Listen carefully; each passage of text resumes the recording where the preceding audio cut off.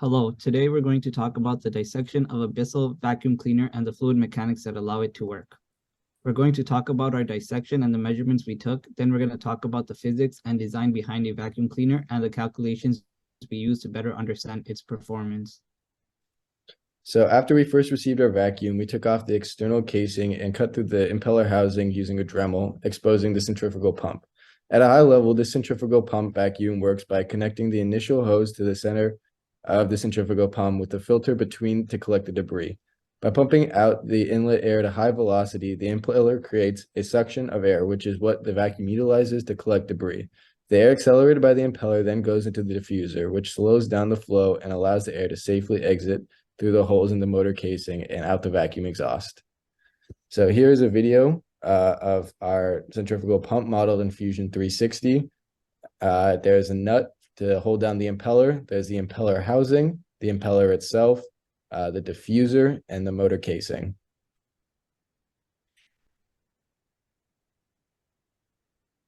And here are some of the measurements that we took while we were dissecting our vacuum. They helped us perform some performance calculations, as well as to model our pump in Fusion 360. So the fluid mechanics inside the vacuum cleaner is operated by the centrifugal pump inside. The impeller in the pump accelerates the air entering the inlet where the pressure is atmospheric, then rapidly decelerates it with the help of the diffuser.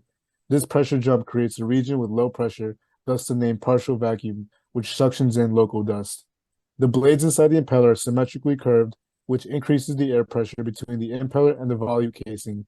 Then, as the motor runs and the air moves between the casing and the fan, the air is guided by the vanes of the diffuser, which reduces its velocity, and by Bernoulli's equation, increases its pressure. Finally, the air is exhausted through the motor and returns to atmospheric pressure.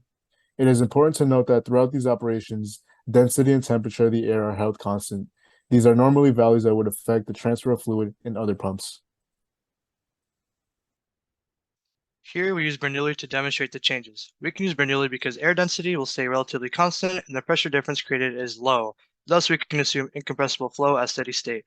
Bernoulli also tells us that the total energy through the streamline is constant. So if the velocity of air increases, the pressure must decrease in response. In other words, pressure potential energy is converted into kinetic energy. Once the air goes inside the hose, the velocity is constant due to the unchanging area, which results in constant pressure. The orientation and length of the vacuuming tube can affect its performance. The rigid pipe in an upright vacuum experiences less viscous losses than the hose in a canister vacuum. The tube is corrugated, ensuring that it is not easily squished or compressed. This prevents a reduction in cross-sectional area, preventing a smaller flow rate because flow rate is equal to flow velocity times cross-sectional area. If the inlet increased in diameter, the vacuum would still function, although there would be a decrease in velocity and an increase in pressure, respectively. This is a result of the expression for a coefficient of capacity, where an increase in pump diameter leads to an increase in volumetric flow rate. In terms of suctioning and dust size, the flow of air around a dust particle is laminar, but the flow of air around a rock is turbulent and has a larger Reynolds number. As a result, the rock experiences drag forces, so it's unable to be suctioned as easily as a dust particle. Here we have a top view of the impeller. It spins clockwise, which moves the air from the inside out. The high-speed revolutions results in the acceleration of the air.